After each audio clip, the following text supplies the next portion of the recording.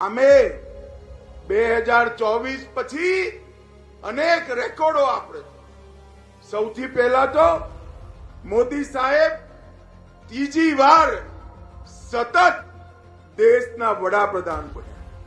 બિહારની જનતાએ 2010 થી સતત ફરીવાર આપણી સરકાર બની।